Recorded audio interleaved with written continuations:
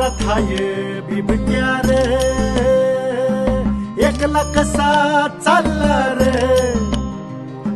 सांच्या पारी निघणार तू, बिबट्याला मी दिसणार तू,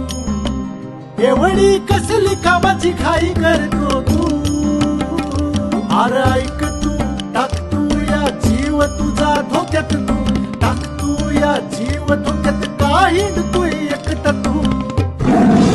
सोबती घेऊन जाऊ एकटं नको रे, आता जीवाला जपू जागर करू रे,